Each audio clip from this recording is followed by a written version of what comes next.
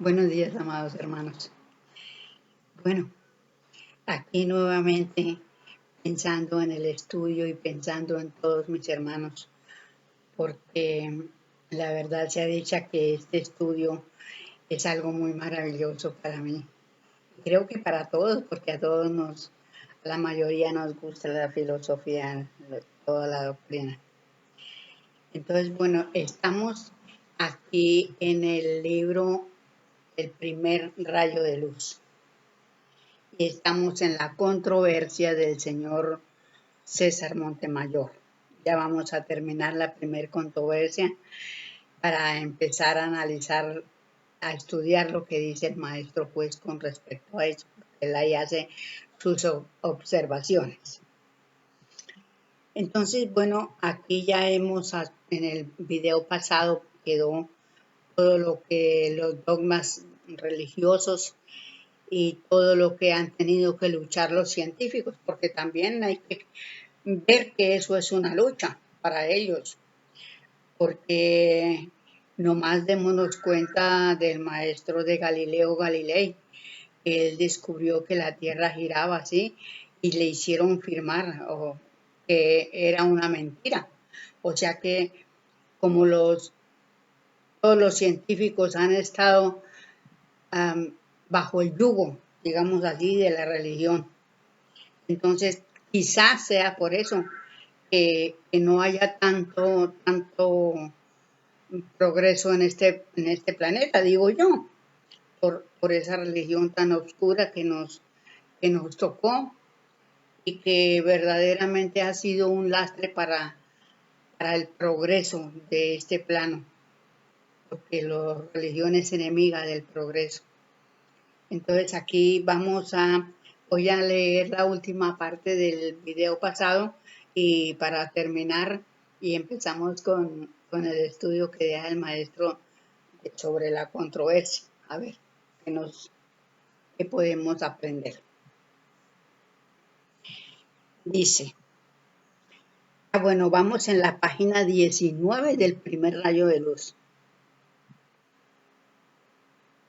La astronomía enseña que el espacio es infinito, que la masa cósmica lo llena totalmente, que es esta plenitud de la sustancia etérea, ruedan unos alrededor de los otros, los soles, las estrellas, billones de mundos,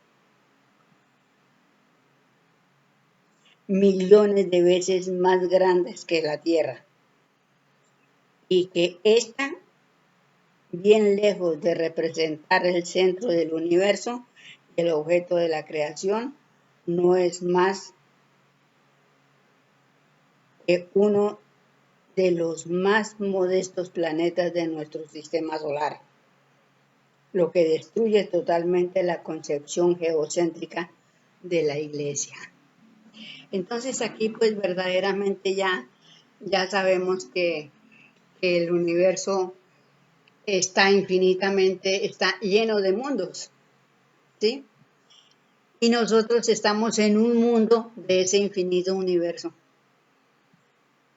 Y lo cual, pues, yo haciendo análisis en estos días de los videos que sacan y de todo lo que está ocurriendo en nuestra madre tierra, realmente es un trabajo muy duro de los espíritus naturales y elementales. Y realmente, pues, hay que pedir por nuestros hermanos, ¿sí? Porque hay unos que, como dije, habrá unos que quedan con lo que tienen puesto. Entonces es un trabajo que hace la ley porque es de justicia, porque es una ley que los mundos progresen y los hombres, no solamente el mundo evolucionan los hombres también, evolucionamos. Entonces aquí nos queda esto y bueno, yo la verdad digo que bendita la hora en que fuimos juzgados para que se nos diera esta doctrina, ¿sí? Para poder comprender nosotros que estamos aquí en este continente, aquí en este esta parte, y que gracias a la ley pues fue escogida, ¿sí?, esta tierra para el juicio de mayoría, por lo cual el maestro se trasladó a Argentina y en Argentina ocurrió el juicio. O sea que esto es algo muy maravilloso y que nosotros debemos de tratar de analizar de lo mejor, ¿sí? Y sabemos que estamos en la tierra prometida. Lógicamente, que también acá habrá un buen revolcón, porque el maestro en el Conócete a ti mismo deja anotado algo sobre, no dice qué, pero deja anotado sobre Colombia. Entonces, así que también el porrazo para Colombia va a ser bien fuerte. Y realmente lo será porque aquí nos ha comido la religión. Este pueblo colombiano es muy religioso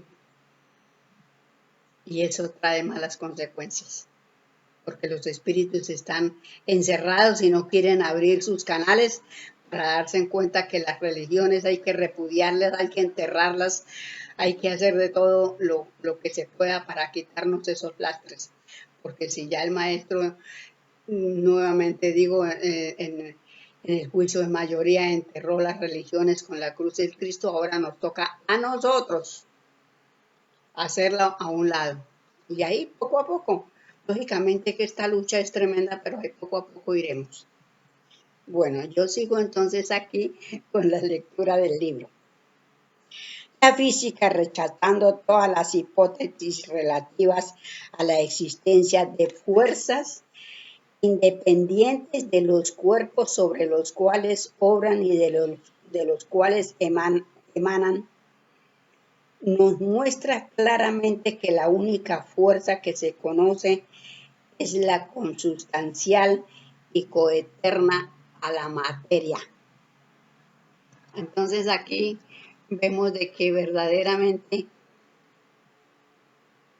que nosotros, por donde quiera que queramos estudiar, lo que vemos es materia, empezando por una flor. Digo yo, pues mi modo de entender, ¿sí? Entonces, tenemos que analizar todo esto y realmente, como acabo de decir, pues todo en el universo es materia, ¿sí? Empezando por nosotros mismos. ¿De dónde tomamos? El microhombre, del éter, que es todo materia. Y así sucesivamente. La química nos prueba que las sustancias de que se compone el organismo humano son un conjunto de elementos acuosos, albuminoides, fosfatos, sulfatos, sales diversas, no distintos a los que constituyen el plasma viviente de los animales. ¿Sí? Bueno, ya el maestro bien nos enseña que nuestro cuerpo y nuestra alma, ¿sí?, es esencia. Tenemos la esencia de todos los animales. ¿Y quiénes vivieron primero? Los animales. Vinieron a eso, a prepararnos la materia, ¿sí? Bueno, de todas maneras, esto es un estudio muy extenso. Y no solo varían en sus combinaciones por la cantidad.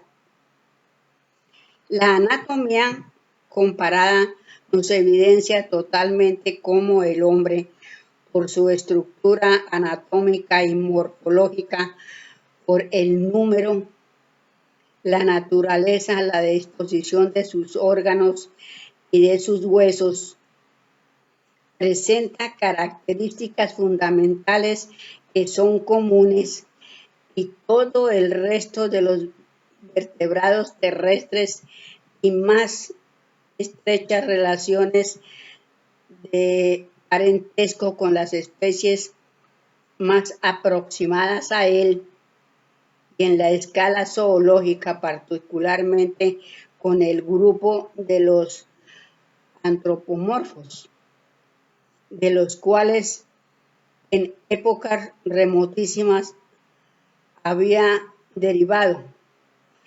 Y también en este aspecto la Biblia no hace más que decir solemnes herejías cuando afirma que el hombre fue plasmado milagrosamente con el barro. Entonces realmente aquí pues tenemos de que este hermano pues tenía en ese entonces ya bastantes conocimientos, porque critica eso de la Biblia, y es que en realidad el maestro nos deja también plasmado en su estudio que hace, es decir, cómo nacieron los primeros hombres que fueron los que encarnaron en los árboles del pino. Entonces, pues realmente, y que no fue de una masa de barro, sino que realmente el espíritu tomó su parte de lo que le pertenece para hacer su microhombre y colocar aquellos microhombres en las raíces del pino para poder encarnar. Y fue muy larga la gestación. Entonces, pues ahí nos damos cuenta de que verdaderamente nos dieron muchos tumbos con tantas mentiras.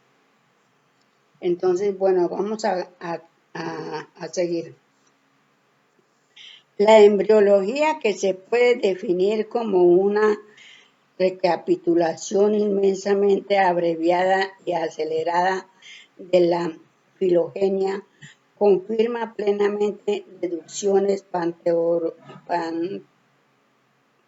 paleontólogas y de la anatomía comparada, demostrando cómo el embrión humano atraviesa sucesivamente en sus 9 meses de gestación en el cuerpo de la madre todas las formas principales de los cuales ha debido pasar cada organismo superior del pez al hombre. Y todas estas demostraciones científicas debieran eliminar cualquier duda sobre nuestro origen, de ninguna manera divino. ¿Qué más?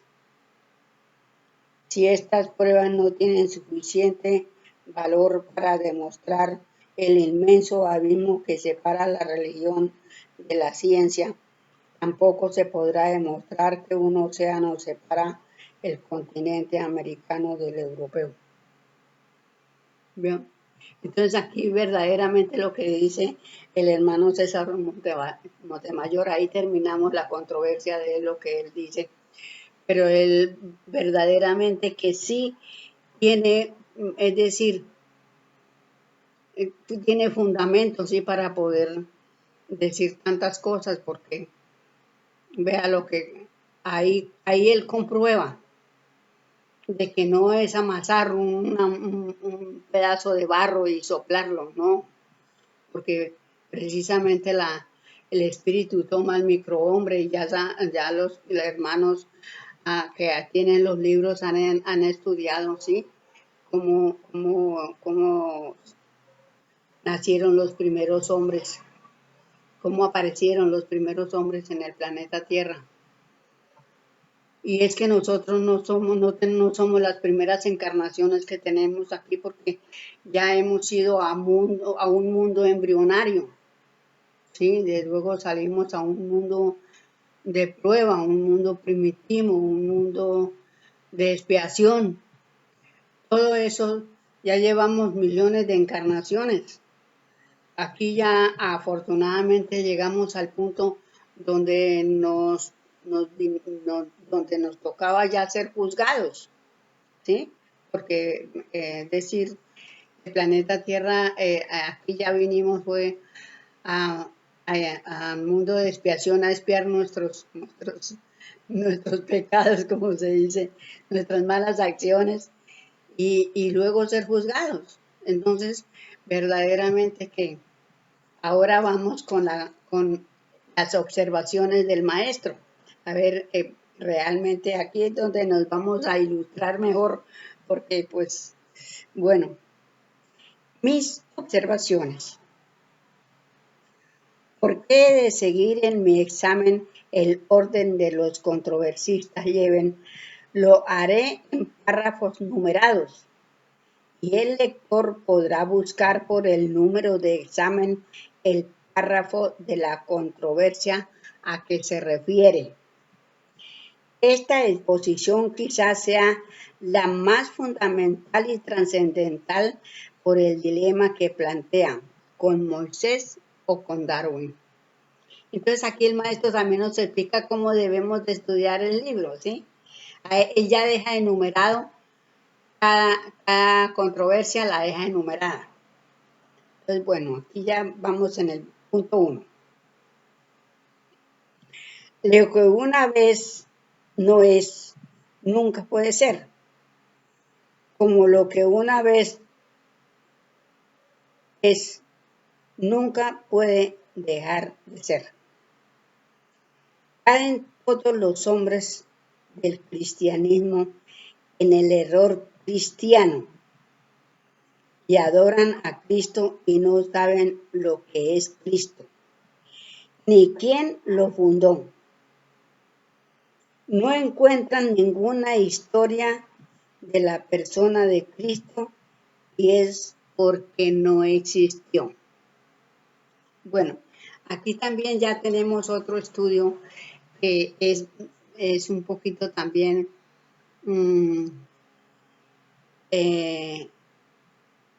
bueno para nosotros, ¿sí? Porque ya sabemos aquí, nos encontramos con el Cristo, ¿sí? Y realmente Cristo no existió porque quien pronunció la palabra Cristo fue Jacob, ¿sí? Quizá, es decir, cuando él tuvo el problema del plato de lentejas con Esaú, Rebeca lo mandó para Mesopotamia. Ella tenía un tío en Mesopotamia y lo mandó para allá para que escogiera familia, escogiera allá a su esposa. En el camino se quedó dormido. Entonces es decir, había una piedra y él recostó su cabeza sobre esa piedra y se soñó con la escala, con la escala. Ahí fue donde él tuvo el sueño de la escala. Empezaba la escala en el piso al pie de la piedra donde él estaba durmiendo y en la escala él veía al infinito, ¿sí? Que subían y bajaban seres. Se despertó posiblemente, pues bueno, y se despertó y se asustó y dijo Cristo. Como él era uno de los misioneros y como su papá le había dado la bendición, él ya llevaba el aceite y báculo que era el signo que ellos tenían a sus progenitores. Eso es lo que yo entiendo, ¿sí? Entonces, él pues tomó el aceite, ungió la piedra y se la llevó. Esa piedra todavía existe. Entonces, de tal manera, pues, que esa piedra se vino a perder de la familia israelita porque la tuvieron los israelitas todo el tiempo que ellos estuvieron esclavos. Y se vino a perder cuando Moisés, cuando la batalla del mar, cuando la huida de Egipto, ahí se perdió.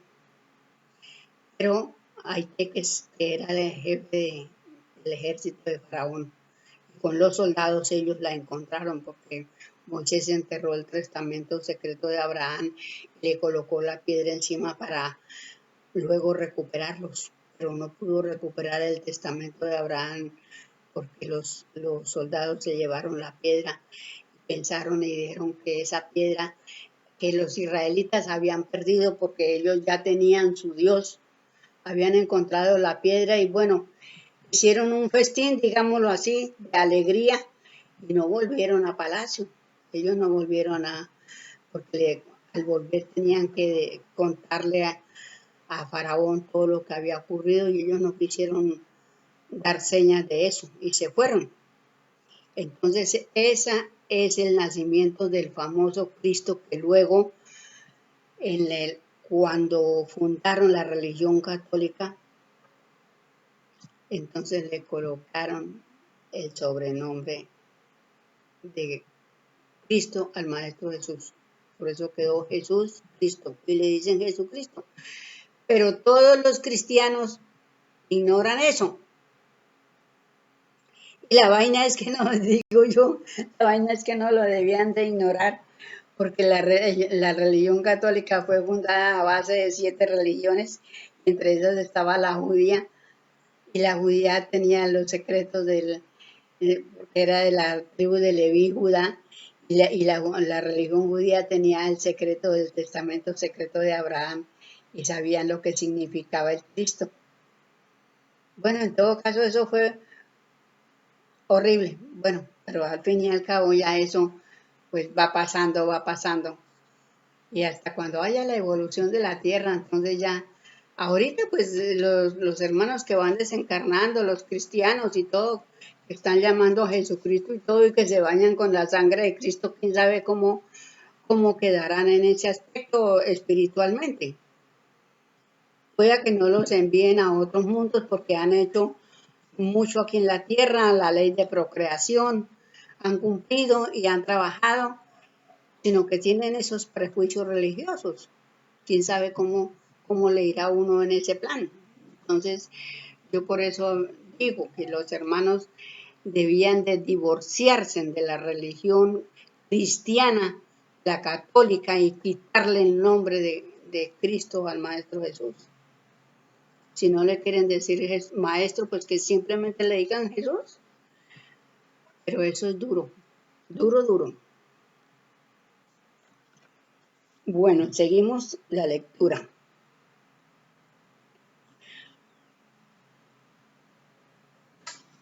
Los católicos más previsores convierten a Jesús en Jesucristo y hacen la amalgama impía de Jesús, que fue persona, con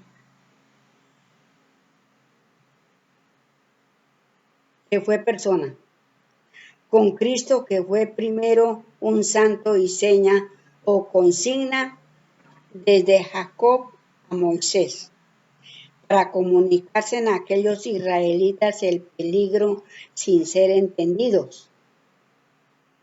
De esto casi dependió la victoria de Moisés sobre Faraón, y desde esta derrota los egipcios tomaron una piedra que Moisés dejó en las arenas del Mar Rojo y es convertida en Dios Cristo por Aiteques, yerno de Faraón y capitán de los ejércitos derrotados, a cuya piedra, llamada desde entonces Cristo, le fueron dadas las doctrinas Veda que Moisés practicaba y los llamaron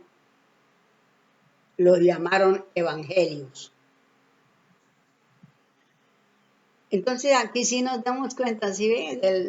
De que fue por toda la ignorancia bueno, en fin. ¿Qué tenía que ver esa piedra llamada Cristo como unos 16 siglos antes de vivir Jesús con este? Pero aún es más sorprendente que la Iglesia Católica, nacida como al 325 años después de Jesús, le agregaron a este el Cristo y compongan el Jesucristo. ¿Para qué hablar de milagros de Jesús si él se avergonzaría de oír que había hecho milagros? Si él, que fue persona y bien versado en las ciencias entonces ocultas, como hemos de ver luego, y con un buen poder psíquico magnético, y sabiendo mucho de alquimia, cábala y magia, no podía hacer milagros como los haría Cristo siendo una piedra invencible. Me he confesado de mi imparcialidad y no tendría que remitir a los hombres a buscar una fuente histórica de la piedra Cristo. Pero en este punto capital lo remito a Mr. River Carnas, que entregó a la Academia de la Historia unos capítulos con los comprobantes necesarios para ser tenidos como historia de Cristo, el cual es la piedra llamada fatídica. Y esos capítulos fueron entregados en el año 1902 y publicados por la Mundial Revista de Madrid alrededor del mundo en el mismo año por julio y agosto. Nunca podría tener la Iglesia Católica y la religión cristiana que de tal fantasía del Cristo se pudiera descubrir su falsedad, pero el Dios que no es de los cristianos ni de ninguna religión y que tampoco los anarquistas lo quieren ni creen en él. Y digo Dios para ser entendido, pero que es el autor de la vida y que aquí no debo decir nada sobre él, que ordena. Sí, ordena guardar pruebas para el día necesario, porque todo debe tener comprobación científica para los más ignorantes o menos sabios. Y de ellos son encomendados, aunque lo nieguen, todos los que trabajan en la geología y ciencias similares, que negando con la pluma y la palabra, afirman con los hechos. Al revés que los católicos y cristianos que afirman con las palabras y niegan con los hechos. Esta es la causa de la desaparición de todas las religiones. Decir no es nada, los hechos confirman, por lo que es muy sabio investigar sin negar, porque la mentira se acusa a sí misma más tarde o más temprano. Punto 2. La naturaleza no tiene ningún misterio. El misterio es el hombre en la ignorancia de sí mismo, por lo que ridiculiza cuando no calumnia lo que no entiende. Que no tiene ningún misterio la naturaleza, lo prueban las mismas ciencias, en cuanto pueden desentrañar hoy lo que no se pudo ayer. Y si hubiere misterio, este no se descubriría. El mismo descubrimiento de este nuevo mundo acusa que no hay misterio en la naturaleza. En cambio, hay misterio en el descubridor, que no fue Colón, y si no fuera por su avaricia y crimen, América estaría descubierta algunos años antes. El viaje primero de las carabelas no es el que rompe el misterio, y aún lo demuestra la ruta que el marino trazó en aquel su primer viaje con el pendón de Castilla. pero ya le esperaban 6 españoles más que años antes habían quedado allí, mientras Colón, acompañado por otro marino, su patrón, volvía a España, en la que una tempestad los sacara de las costas occidentales de Galicia y la provincia de la Ley los condujo en la barca con todas las penurias imaginables, eso sí, a Haití. ¿Por qué no han entrado en Lisboa? Los 2 hombres que volvían después de años que la tempestad, en compañía de otros 6, los arrojara a través de lo desconocido. Aquí se ha hecho un misterio y la culpa es de Colón, de su concupiscencia, y nos lo prueba el examen de las causas de la pasión de Colón y su muerte. Entonces aquí vemos que hasta en eso también nos mintieron a nosotros sobre el descubrimiento de América. Sabe que no fue Colón, ya hoy sabemos que no fue Colón el que descubrió América. Pero bueno, lo cierto es que la descubrieron y estamos aquí en estas tierras. Las tierras que nuestro padre llamó a Jacob y le decía, levántate, levántate y ve aquellas islas apartadas donde no oyeron de mí. Entonces aquí estamos en nuestras tierras prometidas. Entonces Colón también pasó a ser un traidor, digámoslo así. Es cierto que concurren aquí muchas otras causas para que Colón retarde la entrega de una carta hecha en la ida azarosa y corregida en la vuelta voluntaria. Pero la culpa primera es de Colón, que mata a su patrón para robarle los rústicos cuantos preciosos apuntes tomados por las estrellas le señalaban el camino de la vuelta. Y si esto no es así, ¿por qué no va a desembarcar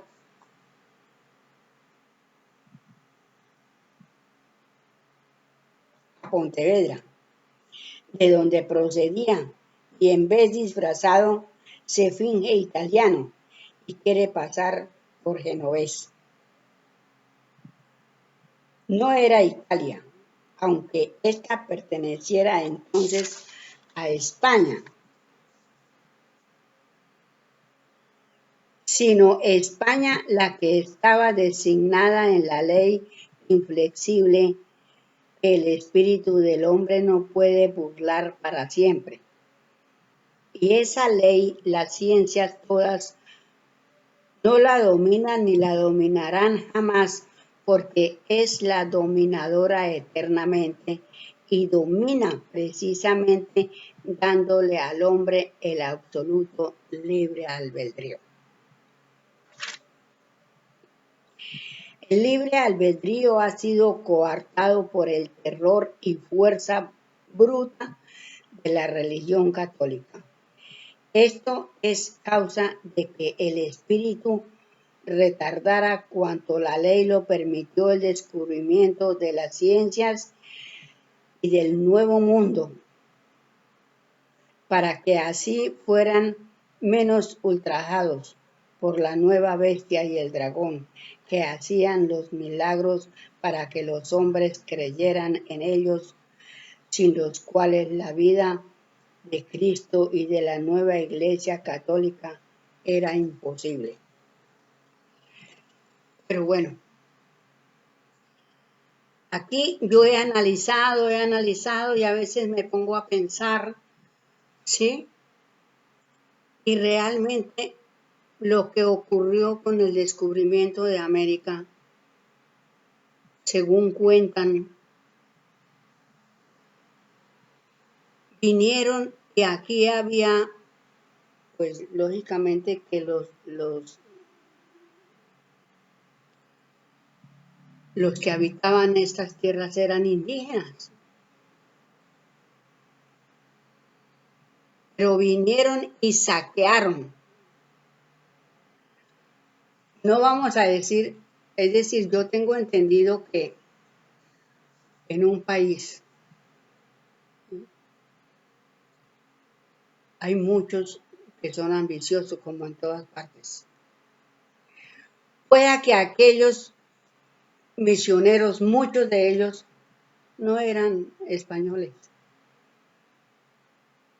Posiblemente serían de otras naciones. Pero lo cierto es que vinieron, les quitaron todos sus conocimientos porque se los prohibieron y saquearon todo lo que había.